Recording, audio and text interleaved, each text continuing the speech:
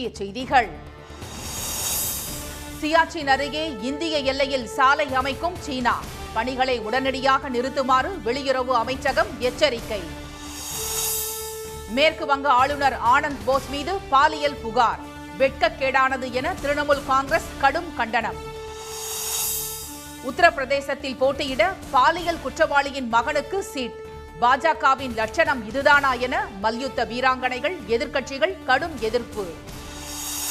கரூர், ஈரோடு, வேலூர், திருச்சியில் 110 டிகிரி அளவுக்கு வாட்டி வதைத்த வெயில்.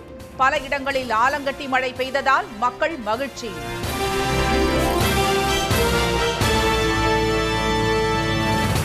வணக்கம். இந்தியா பாகிஸ்தான் எல்லை அருகே ஷாங்ஸ்காம் பள்ளத்தாக்கில் சீனா சாலை பணிகளை மேற்கொண்டிருப்பதற்கு கடும் எதிர்ப்பு தெரிவித்துள்ள இந்தியா கட்டுமான பணிகளை உடனடியாக நிறுத்துமாறு வலியுறுத்தியுள்ளது. சியாச்சின் சிகரம் அருகே காரக்கோம் மலைப்பகுதியில் உள்ள ஷாங்ஸ்காம் பள்ளத்தாக்கு இந்தியாவுக்கு சொந்தமானது. ஆனால் 1947ஆம் ஆண்டிலிருந்து 1963ஆம் ஆண்டு வரை பாகிஸ்தான் ஆக்கிரமித்திருந்த அந்த பகுதியை அதன் பின்னர் சீனா உரிமை கொண்டாடி வருகிறது. சியாச்சினிலிருந்து 50 கிலோமீட்டர் தூரத்தில் உள்ள அந்த பகுதியில் கடந்த கோடையின் போது சீனா சாலை அமைக்கும் பணியை மேற்கொண்டது. பின்னர் உறைபனி காலத்தில் கைவிடப்பட்ட சாலை பணியை இந்த ஆண்டு சீனா மீண்டும் துவக்கியுள்ளது. இதற்கு கடும் எதிர்ப்பு தெரிவித்துள்ள இந்தியா சீன அரசிடம் கண்டனத்தை பதிவு செய்துள்ளது. இது தொடர்பாக கருத்து தெரிவித்துள்ள வெளியுறவு அமைச்சக செய்தி தொடர்பாளர் திரு ரந்தீர் ஜெய்ஸ்வால் சாலை பணிகளை உடனடியாக நிறுத்துமாறு சீனாவை வலியுறுத்தி இருப்பதாக கூறினார். இல்லையெனில் எல்லையை பாதுகாக்கும் நடவடிக்கையில் இந்தியா ஈடுபடும் என்று கூறினார். ஷாங்ஸ்காம் பள்ளத்தாக்கு தொடர்பாக சீனா பாகிஸ்தான் இடையேயான ஒப்பந்தத்தை இந்தியா ஏற்றதில்லை என்று தெரிவித்துள்ள அவர் அந்த பள்ளத்தாக்கு முழுக்க முழுக்க இந்தியாவுக்கு சொந்தமானது என திட்டவட்டமாக கூறினார். மேற்கு வங்க ஆளுநர் திரு ஆனந்த் போஸுக்கு எதிராக ஆளுநர் மாளிகையில் பணியாற்றும் பெண் ஊழியர் அளித்துள்ள பாலியல் புகார் அதிர்வலைகளை ஏற்படுத்தியுள்ளது.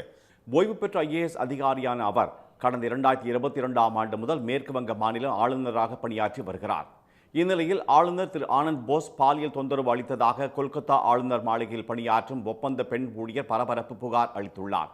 ஆளுநர் மாளிகையின் உள்ளே அமைந்துள்ள காவல் நிலைய பொறுப்பு அதிகாரியை அணுகிய அப்பெண் ஆளுநர் தன்னை பாலியல் ரீதியாக துன்புறுத்தியதாக குற்றம் சாட்டியுள்ளார். இதையடுத்து அந்த அதிகாரி உடனடியாக ஹேர் ஸ்ட்ரீட் காவல் நிலையத்தை தொடர்பு கொண்டு தகவல் அளித்துள்ளார். இதையடுத்து போலீசார் ஆளுநர் மாளிகைக்கு சென்று அந்த பெண்ணை பாதுகாப்பாக காவல் நிலையத்திற்கு அழைத்துச் சென்று விசாரித்துள்ளனர். ஆளுநர் திரு ஆனந்த் போஸ் நிரந்தர வேலை வழங்குவதாக கூறி தன்னிடம் தவறாக நடந்து கொள்ள முயன்றதாக எழுத்துப்பூர்வமாக அந்த பெண் புகார் அளித்துள்ளார். மேற்கு வங்க ஆளுநர் மாளிகையில் பிரதமர் மோடி நேற்றிரவு தங்கிய நிலையில் ஆளுநர் மீதான பாலியல் புகார் அம்மாநில அரசியலை உலுக்கியுள்ளது. பெண்களின் உரிமைகள் குறித்து பேசும் ஆளுநர் தற்போது வெட்கக்கேடான செயலில் ஈடுபட்டுள்ளார் என திரிணாமுல் காங்கிரஸ் கட்சியின் மூத்த தலைவரும் மேற்கு வங்க மகளிர் நலத்துறை அமைச்சருமான திருமதி சசி பாஞ்சா குற்றம் சாட்டியுள்ளார். ये हमारी जो बहन है, जो महिला है, जिसके ऊपर ये अत्याचार हुआ, ये तो ऐसा नहीं है कि पहले बार हुआ और वो पहुंच गई थाने में, जरूर बार बार हुआ होगा. और अभी जो प्राथमिक जो खबर आ रही है कि वो एक अस्थायी कर्मी है और जरूर आर्थिक कारणों की वजह से उन्होंने एक दरख्वास्त दिया राज्यपाल को कि उसका परमानेंट अगर हो जाए नौकरी, तो उसके बदले में अगर आप उसका शरीर मांगते हैं. இந்நிலையில் தன் மீதான பாலியல் குற்றச்சாட்டில் உண்மை இல்லை என எக்ஸ் பக்கத்தில் மறுத்துள்ள ஆளுநர் திரு ஆனந்த் போஸ் ஜோடிக்கப்பட்ட கதைகளுக்கு பயப்பட மாட்டேன் என்றும் வாய்மையே வெல்லும் என்றும் பதிவிட்டுள்ளார். தன்னை இழிவுபடுத்தி அதன் மூலம் தேர்தல் ஆதாயம் பெற சிலர் விரும்புவதாக சாடியுள்ள அவர் மேற்கு வங்கத்தில் ஊழல், வன்முறைக்கு எதிரான தனது போராட்டத்தை யாராலும் தடுக்க முடியாது என்றும் கூறியுள்ளார். பாலியல் புகாரில் சிக்கியிருக்கும் பாஜக MP பிரிஜ்பூஷன் சிங் மீண்டும் போட்டியிடுவதற்கு வாய்ப்பு மறுத்துள்ள அக்கட்சி அவரது மகனுக்கு அதே தொகுதியில் சீட் கொடுத்திருப்பதற்கு மல்யுத்த வீராங்கனைகளும் எதிர்க்கட்சிகளும் கடும் கண்டனம் தெரிவித்துள்ளன. கடந்த மக்களவைத் தேர்தலில் உத்தரப்பிரதேசத்தின் கைசர்கஞ்ச் தொகுதியில் வெற்றி பெற்று எம்பியான பிரிஜ்பூஷன் 2016 முதல் 2019ஆம் ஆண்டு வரை மல்யுத்த சம்மேளன தலைவராக பதவி வகித்த போது பாலியல் தொல்லை கொடுத்ததாக குற்றம் சாட்டி மல்யுத்த வீராங்கனைகள் போராட்டத்தில் ஈடுபட்டது பரபரப்பை ஏற்படுத்தியது. அந்த வீராங்கனைகளை போலீசார் குண்டுக்கட்டாக கைது செய்தது நாடு முழுவதும் பெரும் அதிர்வலைகளை ஏற்படுத்தியது. பாலியல் புகாரில் சிக்கிய பிரிஜ்பூஷன் மீண்டும் போட்டியிட வாய்ப்பு வழங்கக்கூடாது என கண்டன குரல்கள் எழுந்த நிலையில் அவருக்கு பதிலாக அவரது மகன் கரண் பூஷனுக்கு இந்த முறை பாஜக மேலிடம் தொகுதியை ஒதுக்கியுள்ளது. இதற்கு இந்தியா கூட்டணி கட்சிகள் கடும் கண்டனம் தெரிவித்துள்ளன. முன்னாள் பிரதமர் திரு தேவகவுடாவின் பேரன் பிரஜ்வல் ரேவண்ணாவின் பாலியல் வழக்கு மூலம் பாஜகவின் அழிவை பார்த்து கொண்டிருக்கும் போதே மல்யுத்த வீராங்கனைகளுக்கு பாலியல் தொந்தரவு கொடுத்த பிரஜ்பூஷனின் மகனுக்கு பாஜக சீட் வழங்கி வெகுமதி அளித்துள்ளதாக காங்கிரஸ் கட்சியின் செய்தி தொடர்பாளர் திரு ஜெய்ராம் ரமேஷ் எக்ஸ் தளத்தில் எதிர்ப்பை பதிவு செய்துள்ளார். இதுதான் பெண்களுக்கு நீதி வழங்கும் பாஜகவின் லட்சணமா என சிவசேனா எம்பி திருமதி பிரியங்கா சதுர்வேதி எக்ஸ் தளத்தில் கண்டனத்தை பதிவிட்டுள்ளார். திரிணாமுல் காங்கிரஸ் கட்சியும் பாஜகவுக்கு கடும் கண்டனம் தெரிவித்துள்ள நிலையில் நாட்டின் மகள்கள் தோற்றுவிட்டதாக மல்யுத்த வீராங்கனை சாக்ஷி மாலிக் தெரிவித்துள்ளார். ஒரு மனிதனுக்கு முன்னால் இவ்வளவு பலவீனமாக ஒரு அரசு உள்ளதா என்று கேள்வி எழுப்பியுள்ள அவர், இதுதான் பகவான் ராமர் காட்டிய பாதையா என ஆவேசமாக வினவியுள்ளார். பிரிஜ்பூஷன் சிங்கின் மூத்த மகன் பிரதீக் பூஷன் சிங் கோண்டா தொகுதி எம்எல்ஏவாக கடந்த 2017ஆம் ஆண்டிலிருந்து இருந்து வருகிறார் என்பது குறிப்பிடத்தக்கது. தமிழகத்தில் கரூர், ஈரோடு, வேலூர், திருச்சி உள்ளிட்ட நகரங்களில் தொடர்ந்து 3வது நாளாக 110 டிகிரி கோடை வெயில் சுட்டெரித்த நிலையில் பல இடங்களில் ஆலங்கட்டி மழை பெய்தது. அக்னி நட்சத்திரம் எனப்படும் கத்திரி வெயில் நாளை தொடங்க உள்ள நிலையில் சென்னை மற்றும் புறநகர் பகுதிகளில் நேற்று பகலில் வெப்பம் சுட்டெரித்தாலும் மாலையில் பலத்த காற்று வீசியது. அதிகபட்சமாக கரூர் பரமத்தியில் 112 டிகிரி ஃபாரன்ஹீட் வெப்பம் தகித்தது. ஈரோட்டில் 111 டிகிரியும் வேலூரில் 110 டிகிரியும் வெயில் கொளுத்தியது. திருப்பத்தூர், திருச்சியில் 109 டிகிரியும், தர்மபுரி, சேலம், திருத்தணியில் 108 டிகிரியும் கோடை வெயில் வாட்டி வதைத்தது. பொருளெல்லாம் ஒரு நாளைக்கு தாங்க மாட்டேங்குது. எல்லாமே காலையில் இருந்து அடிக்கிற வெயில் சாயந்தரம் 5 மணி வரைக்கும் 5:30 மணி வரைக்குமே அவ்வளோ நெருப்பு மாதிரி வெயில் அடிக்குது. உட்காந்துருக்கவே முடியலை. எந்த பொருள் வாங்கி வச்சாலும் ஒரு நாளைக்கு மேலே தாங்க மாட்டேங்குது. அந்த பழத்துக்களை பாருங்கள். மதுரை விமான நிலையம், நாமக்கல் ஆகிய இடங்களில் 107 டிகிரியும் வெப்பம் கொளுத்தியது. பாளையங்கோட்டையில் 105 டிகிரியும், சென்னை மீனம்பாக்கம், தஞ்சாவூர் ஆகிய நகரங்களில் 104 டிகிரியும் கோடை வெயில் வாட்டியது. மரங்கள் ரொம்ப கம்மியாக இருக்குது. ஷெல்டர் எங்கேயாவது நிற்கலான்னா கூட இடம் கிடையாது. ஆனால் எந்த வருஷத்தை விட இந்த வருஷம் ரொம்ப வெயில் அதிகமாக தான் இருக்குது சார். இன்னும் கத்திரி வெயிலே ஆரம்பிக்கல. அதுக்கு இப்போவே இப்படி இருந்தால் போக போக எப்படி இருக்கும்னு சொல்ல முடியல. அநேகமாக ஜூலை, ஆகஸ்ட் வரைக்கும் நமக்கு வெயில் எக்ஸ்டென்ஷன் ஆகும் தான் நினைக்கிறோம். கடவுள் புண்ணியத்தில் நல்லா மழை வரணும், தண்ணி கஷ்டம் இல்லாமல் இருக்கணும். ஆனால் இந்த வெயில் தாக்கம் ரொம்ப அதிகமாக தான் இருக்குது. என்ன பண்ணுறதுன்னு தெரில. ரொம்ப டீஹைட்ரேஷன் ஆகிடுது. எவ்வளோ தான் மோர் குடிக்கிறது, எவ்வளோ தான் தண்ணி குடிக்கிறதுன்னு தெரியல. ரொம்ப கஷ்டமாக தான் சார் இருக்குது. அது எங்களை மாதிரி ஹவுஸ் ஒய்ஃபுங்களுக்கெல்லாம் ரொம்ப கஷ்டம். சமையல் ரூமில் நிற்கணும், வீட்டு வேலை செய்யணும். அதனால் ரொம்ப முடியல சார். எவ்வளோ நேரம் ஏசியில் இருக்க சொல்கிறீங்க? கரண்ட் பில் வேறு எகிருது. கோவையில் 103 டிகிரியும், நாகையில் 102 டிகிரியும், நுங்கம்பாக்கத்தில் 100 டிகிரி ஃபாரன்ஹீட் அளவுக்கு அனல் வீசியது. வெயில் ஒரு பக்கம் சுட்டெரித்தாலும் பல நகரங்களில் பெய்த கோடை மழை மக்களை குளிர்வித்தது. நீலகிரி மாவட்டம் கூடலூர், மசினக்குடி சுற்றுப்பகுதிகளில் பலத்த காற்றுடன் 20 நிமிடம் மழை கொட்டியது. ஏற்காட்டில் பெய்த மழையால் சுற்றுலா பயணிகள் மகிழ்ச்சி அடைந்தனர். கிருஷ்ணகிரி மாவட்டம் காவேரிப்பட்டினம், சூளகிரி சுற்றுப்பகுதிகளில் பகலில் வெயில் கொளுத்திய நிலையில் அதற்கு ஆறுதல் அளிக்கும் வகையில் மாலையில் பலத்த காற்றுடன் மழை பெய்தது.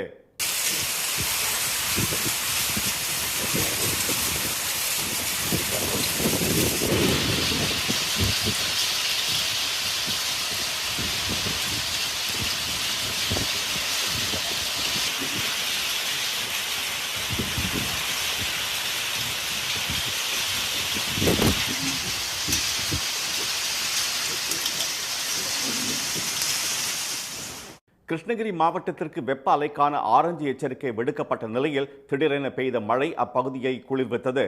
ஓசூர் சுற்றுப்பகுதிகளிலும் பலத்த காற்றுடன் ஆலங்கட்டி மழை பெய்தது.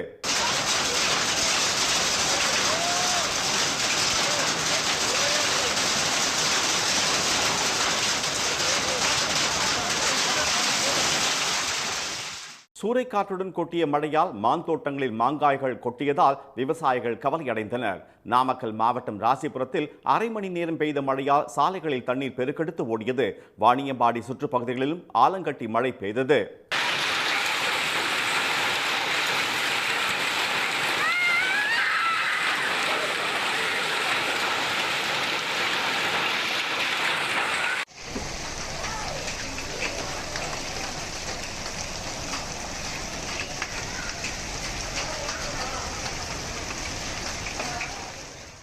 வேலூர், குடியாத்தம் உள்ளிட்ட இடங்களில் பலத்த காற்றுடன் பெய்த ஆலங்கட்டி மழையால் சாலையில் சென்ற வாகனங்கள் ஆங்காங்கே நிறுத்தப்பட்டன. சிறுவர்கள் ஆலங்கட்டிகளை கையில் சேகரித்து மகிழ்ந்தனர்.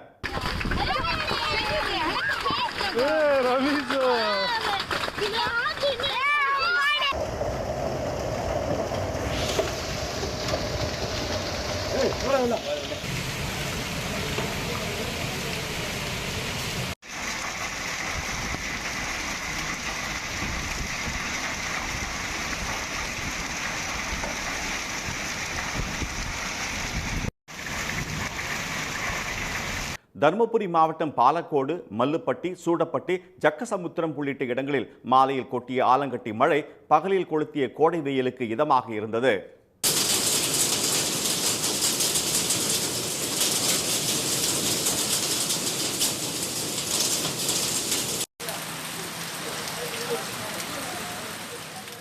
திருப்பதியில் பகலில் அனல் காற்று வீசிய நிலையில் திடீரென பெய்த மழையால் பக்தர்கள் மகிழ்ச்சி அடைந்தனர். இதற்கிடையே வட தமிழக உள் மாவட்டங்களில் அடுத்த 4 நாட்களுக்கு வெப்ப அலை வீசக்கூடும் என்று சென்னை வானிலை ஆய்வு மையம் எச்சரித்துள்ளது. 2 முதல் 5 டிகிரி செல்சியஸ் வரை கூடுதலாக வெப்பம் பதிவாகும் என்றும், மேற்கு தொடர்ச்சி மலையையொட்டிய மாவட்டங்களில் லேசான மழை பெய்யக்கூடும் என்றும் வானிலை ஆய்வு மையம் தெரிவித்துள்ளது. தமிழ்நாட்டில் தடை செய்யப்பட்டுள்ள இணையவழி சூதாட்டத்தை ஊக்குவிக்கும் விளம்பர நிறுவனங்களுக்கு ஓராண்டு சிறை தண்டனை விதிக்கப்படும் என்று அரசு எச்சரித்துள்ளது. இது தொடர்பாக வெளியிடப்பட்டுள்ள செய்திக்குறிப்பில், இணையவழி சூதாட்டத்தில் ஈடுபடுவதை நேரடியாகவோ அல்லது மறைமுகமாகவோ ஊக்குவிக்கும் வகையில் எந்த ஒரு நபரும் மின்னணு தொடர்பு சாதனங்கள் உள்பட எந்த ஒரு ஊடகத்திலும் விளம்பரமோ அறிவிப்போ செய்யக்கூடாது என்று கூறப்பட்டுள்ளது. அவ்வாறு ஈடுபடும் நபர்கள் அல்லது நிறுவனத்துக்கு ஓராண்டு சிறை தண்டனையோ அல்லது 5 லட்சம் ரூபாய் அபராதமோ அல்லது இரண்டும் சேர்த்தோ விதிக்கப்படும் என கூறப்பட்டுள்ளது. அதே குற்றத்தை மீண்டும் செய்தால் 3 ஆண்டுகள் வரை சிறை தண்டனை மற்றும் 5 முதல் 10 லட்சம் ரூபாய் வரை அபராதம் விதிக்கப்படும் என்றும் தெரிவிக்கப்பட்டுள்ளது. தடை செய்யப்பட்ட விளம்பரங்களை ஒளிபரப்பும் நபர்கள், பிரபலங்கள், விளம்பர நிறுவனங்கள், விளம்பர தயாரிப்பாளர்கள், சமூக ஊடக தளங்கள் மீது சட்டப்படி நடவடிக்கை எடுக்கப்படும் எனவும் நுகர்வோர் ஆணையம் அறிவித்துள்ளது. எனவே தமிழகத்தில் சூதாட்டம் மற்றும் இணையவழி வாய்ப்பு விளையாட்டு, பந்தயம் போன்றவற்றை விளம்பர பதாகைகள், சுவரொட்டிகள், பேனர்கள், ஆட்டோ ரிக்ஷா விளம்பரங்கள் போன்ற வெளிப்புற ஊடகங்கள் மூலமாகவும் இணையதள செயலி பயன்பாடுகளை விளம்பரப்படுத்துவோர் மீது கடுமையான நடவடிக்கை எடுக்க பரிந்துரைக்கப்படுவதாக அரசு தெரிவித்துள்ளது. தமிழகத்தில் 12ஆம் வகுப்பு தேர்வு முடிவுகள் தயார் நிலையில் இருப்பதால் தேர்வு முடிவுகளை வெளியிட தேர்தல் ஆணையத்தின் அனுமதி கேட்கப்பட்டுள்ளது. கடந்த மார்ச் மாதத்தில் தமிழகம் மற்றும் புதுச்சேரியில் 12ஆம் வகுப்பு பொதுத் தேர்வு நடைபெற்றது. 8 லட்சம் மாணவர்கள் எழுதிய இந்த தேர்வின் விடைத்தாள்கள் அனைத்தும் திருத்தப்பட்டு தற்போது தேர்வு முடிவுகள் தயாராக இருக்கின்றன. வரும் 6ஆம் தேதி காலை தேர்வு முடிவுகள் வெளியிடப்படுவதையொட்டி தமிழகம் முழுவதும் உள்ள அனைத்து பள்ளிகளுக்கும் ஞாயிற்றுக்கிழமையே மதிப்பெண்களுடன் கூடிய பட்டியல்கள் அனுப்பப்படுகின்றன. இதற்கிடையே தேர்வு முடிவுகளை பள்ளிக்கல்வித்துறை அமைச்சர் அன்பில் திரு மகேஷ் வெளியிடுவதற்கு ஏதுவாக தேர்தல் ஆணையத்தின் அனுமதி கேட்கப்பட்டுள்ளது. தற்போது தேர்தல் விதிமுறைகள் அமலில் இருப்பதால் பள்ளிக்கல்வித்துறை அமைச்சர் தேர்வு முடிவுகளை வெளியிடுவதற்கு அனுமதி பெற வேண்டியுள்ளது. எனவே 12ஆம் வகுப்பு தேர்வு முடிவுகளை வெளியிடுவது தொடர்பாக தமிழக தலைமை தேர்தல் அதிகாரியிடம் கடிதம் வழங்கியுள்ளதாக பள்ளிக்கல்வித்துறை வட்டாரங்கள் தெரிவித்துள்ளன. தேர்தல் ஆணையத்தின் ஒப்புதலை பொறுத்து தேர்வு முடிவுகளை அமைச்சர் வெளியிடுவாரா அல்லது தேர்வுத்துறையே நேரடியாக வெளியிடுமா என்பது குறித்து தெரியவரும். செங்கல்பட்டு அருகே அரசு கொள்முதல் நிலையத்தில் 1 மாதம் ஆகியும் அறுவடை செய்த நெல்லை கொள்முதல் செய்யாமல் அதிகாரிகள் அலைக்கழிப்பதாக விவசாயிகள் வேதனை தெரிவித்துள்ளனர். வில்லியம்பாக்கத்தில் உள்ள அரசு கொள்முதல் நிலையத்தில் ஆத்தூர், வடக்கால், திம்மாவரம், சாஸ்தரம்பாக்கம், வெண்பாக்கம், கொளத்தூர் மற்றும் சுற்றுப்பகுதி கிராமங்களில் அறுவடை செய்யப்படும் நெல்லை விவசாயிகள் விற்பனை செய்து வருகின்றனர். இதற்காக கொள்முதல் நிலையம் முன்பு 5000க்கும் மேற்பட்ட நெல் மூட்டைகள் அடுக்கியும் பல டன் நெல் மணிகள் குவியல்களாக கொட்டியும் கிடக்கின்றன. கொளுத்தும் கோடை வெயிலில் இரவு பகல் என்று 1 மாதமாக நெல்லை விற்பனை செய்ய காத்திருப்பதாக விவசாயிகள் தெரிவித்தனர். கடன் வாங்கி சாகுபடி செய்து அது விளைச்சலுக்கு வந்தவுடன் அறுவடை செய்தும் அதற்கான பலனை அனுபவிக்க விடாமல் அதிகாரிகள் அலைக்கழிப்பதாக அவர்கள் சாடினர். இங்க ஒரு 5000 மூட்டைக்கு மேல வேஸ்டா போடும் போல சார். மழை பெஞ்சு நஞ்சாக வேஸ்டா போடும். அதுக்கு எதுனா பண்ணி அதிகாரிங்க எதனா பண்ணி சீக்கிரமா எடுக்கிற மாதிரி பண்ணுங்க சார். என்ன பிரச்சனை? நெல் எடுக்கிறேன்னு சொல்றாங்களா? எடுக்க மாட்டாங்க சார். இன்னைக்கு போறேன் நாளைக்கு போறேன்னு 25 நாள் ஆகும் சார். நான் இது கொட்டி சார் 3வது ஞாயிற்றுக்கிழமை சார் 4வது ஞாயிற்றுக்கிழமை சார் வரப்போட்டு 15 நாளா இங்கே நெல்லை கொட்டிட்டு அதுக்கும் நடக்கிறேன். இன்றைக்கு போடுறேன், நாளைக்கு போடுறேன், அப்புறம் அதிரிப்பேர் இதிரிப்பேருன்னு இது எப்படியே மாற்றி சொல்லிங்கிறாங்க. என்ன பண்ணுறது? வந்து தான் ஓடுறோம் நாங்கள். இன்னும் 4 ஏக்கர் அறுப்பு இருக்குது. ஒரு 4 ஏக்கர் அறுப்பு அறுத்துட்டேன். பாதுகாப்பே இல்லைங்க. மாடு மாதிரி நாசம் பாதி. இப்போ உங்கள் எதிர்க்க மாடு துண்டா இல்லையா? பார்த்தீங்களா இல்லையா? அந்த மாதிரி தான் நாங்கள் விவசாயம் தான் பாதிக்கிறோம். எங்களுக்கு நெல் மூட்டைகள் எந்த பாதுகாப்பும் இல்லாமல் அரசு கொள்முதல் நிலையம் முன்பு கொட்டி கிடப்பதாக விவசாயிகள் தெரிவித்தனர். இரவு நேரத்தில் நெல் மூட்டைகள் களவு போய்விடும் என்று அஞ்சுவதாக கூறிய அவர்கள் மாத கணக்கில் காத்து கிடக்கும் நிலையை மாற்ற தமிழக அரசு நடவடிக்கை எடுக்க வேண்டும் என்று கோரிக்கை விடுத்தனர். ஆள் இல்லை, கோணிப்பைகள் இல்லை, சணல் இல்லை என்று தினசரி ஒரு காரணத்தை கொள்முதல் நிலைய ஊழியர்கள் கூறுவதாக விவசாயிகள் குற்றம் சாட்டினர். தேனி மாவட்டம் ஆண்டிப்பட்டி அருகே தென்னந்தோப்பில் புகுந்த யானைகள் 30க்கும் மேற்பட்ட மரங்களை பிடுங்கி எறிந்தன. கடமலைக்குண்டு கிராமத்தில் மல்லையசாமி என்பவருக்கு சொந்தமான தென்னந்தோப்பு உள்ளது. இந்த தோப்புக்குள் நேற்று புகுந்த யானைகள் கிளைகளை உடைத்தும் தென்னங்காய்களை பிடுங்கியும் அட்டகாசம் செய்தன. மேலும் 30க்கும் மேற்பட்ட மரங்களை வேரோடு பிடுங்கி எறிந்துள்ளன. இதை பார்த்த விவசாயிகள் வனத்துறையினருக்கு தகவல் கொடுத்தனர். சம்பவ இடத்திற்கு சென்று ஆய்வு செய்த வனத்துறையினர் ரோந்து பணியை தீவிரப்படுத்தியுள்ளனர். வனப்பகுதியில் நிலவும் வறட்சியே யானைகள் ஊருக்குள் நுழைய காரணம் என்று கூறிய அவர்கள் மக்கள் எச்சரிக்கையுடன் இருக்குமாறு கேட்டுக்கொண்டனர். இதற்கிடையே தருமபுரி மாவட்டத்தில் தீர்த்தாரஹள்ளி கிராமத்தைச் சேர்ந்த முதியவர் கிருஷ்ணன் என்பவர் யானை தாக்கி உயிரிழந்தார். மணியக்காரன் கொட்டாயில் உள்ள ஏரியில் குளித்த யானையை வேடிக்கை பார்த்தபோது இந்த சம்பவம் நிகழ்ந்துள்ளது.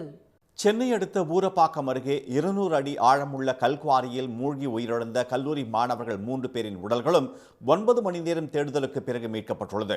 பொத்தேரியில் உள்ள தனியார் பொறியியல் கல்லூரியில் 2ஆம் ஆண்டு படித்து வந்த திருப்பூர் மாவட்டத்தைச் சேர்ந்த தீபக் சாரதி, மன்னார்குடியைச் சேர்ந்த முகமது இஸ்மாயில், தருமபுரி மாவட்டத்தைச் சேர்ந்த விஜய் சாரதி ஆகியோர் நேற்று முன்தினம் கீரப்பாக்கம் பகுதியில் உள்ள கல்குவாரியில் குளித்த போது எதிர்பாராத விதமாக மூழ்கி உயிரிழந்தனர்.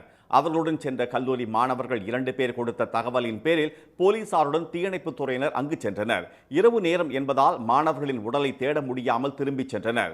நேற்று அதிகாலையில் 6 மணிக்கு கல்குவாரியில் மாணவர்களை தேடும் பணியில் ஈடுபட்ட போது உயிரிழந்த விஜய் சாரதியின் உடல் மட்டும் மீட்கப்பட்டது.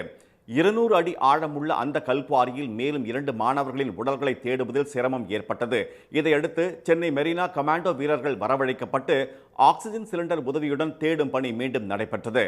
9 மணி நேர தேடுதலுக்கு பிறகு முகமது இஸ்மாயில் மற்றும் தீபக் சாரதியின் உடல்கள் கிடைத்தன. இதையடுத்து செங்கல்பட்டு அரசு மருத்துவமனைக்கு மருத்துவ கூராய்வுக்காக உடல் அனுப்பி வைக்கப்பட்டது. ஒரே கல்லூரியைச் சேர்ந்த 3 மாணவர்கள் உயிரிழந்தது குறித்து வழக்கு பதிவு செய்த காயார் போலீசார் உடன் சேர்ந்த 2 மாணவர்களிடம் விசாரணை மேற்கொண்டனர். இந்நிலையில் 10 ஆண்டுகளுக்கு முன்பே தடை செய்யப்பட்ட கல்குவாரியில் மூழ்கி உயிரிழக்கும் சம்பவம் அடிக்கடி நடப்பதால் அங்கு யாரும் செல்லாத வகையில் தடுப்பு அமைக்க வேண்டும் என்று அப்பகுதி மக்கள் கோரிக்கை விடுத்துள்ளனர்.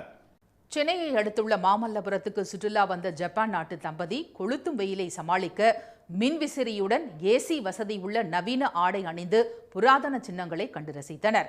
சுற்றுலா தலமான மாமல்லபுரத்தில் வாட்டி வதைக்கும் வெயிலுடன் அனல் காற்று வீசுவதால் சுற்றுலா வரும் பயணிகள் எண்ணிக்கை குறைந்துள்ளது.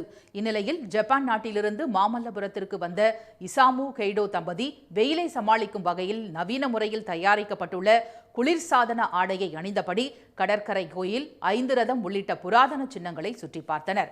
சிறிய ரக மின்விசிறியுடன் ஏசி இயந்திரம் பொருத்தப்பட்டு பேட்டரியில் இயங்கும் இந்த குளிர்சாதன ஆடை 10 மணி நேரம் வரை வெயிலை தெரியாதபடி உடலை பாதுகாக்குமாம். மேல் சட்டை போல் இதனை அணிந்து கொண்டு வெளியே சென்றால் வெயில் தாக்கம் உடலில் தெரியாது என்று தெரிவித்த இசாமு, குளிர்ந்த காற்று பரவி வெப்பநிலையை கட்டுக்குள் வைத்திருக்கும் என்று தெரிவித்தார். அவர்களது எளிமையான அதே சமயம் நவீன தொழில்நுட்ப வசதி கொண்ட குளிர்சாதன ஆடையை சுற்றுலா பயணிகள் ஆச்சரியத்துடன் பார்த்தனர். மீண்டும் முக்கிய செய்திகள். இந்தியா பாகிஸ்தான் எல்லை அருகே சாலை கட்டுமான பணிகளை உடனடியாக நிறுத்துமாறு சீனாவுக்கு இந்தியா எச்சரிக்கை விடுத்துள்ளது. மேற்கு வங்க ஆளுநர் ஆனந்த் போஸுக்கு எதிராக ஆளுநர் மாளிகை பெண் ஊழியர் பாலியல் புகார் அளித்துள்ளது அதிர்ச்சியை ஏற்படுத்தியுள்ளது. கரூர், ஈரோடு, வேலூர் உள்ளிட்ட நகரங்களில் 3வது நாளாக 110 டிகிரி வெயில் சுட்டெரித்த நிலையில் பல இடங்களில் ஆலங்கட்டி மழை பெய்தது. சற்றுமுன் கிடைத்த செய்தி. உத்தரப்பிரதேச மாநிலம் ரேபரேலி தொகுதியில் திரு ராகுல் காந்தி போட்டியிடுவார் என காங்கிரஸ் அறிவித்துள்ளது. வயநாடு தொகுதியில் களம் கண்டுள்ள அவர் திருமதி சோனியா காந்தியின் தொகுதியான ரேபரேலியில் முதல் முறையாக போட்டியிடுகிறார். இத்துடன் இன்றைய காலை செய்திகள் நிறைவடைந்தன. மீண்டும் சன் டிவியில் செய்திகள் மாலை 6 மணிக்கு. செய்திகளை உடனுக்குடன் தெரிந்து கொள்ள சன் நியூஸ் தொலைக்காட்சியை பாருங்கள். வணக்கம். வணக்கம்.